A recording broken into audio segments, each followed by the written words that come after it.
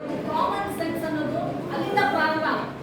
ಅದು which is most uncommon amongst them.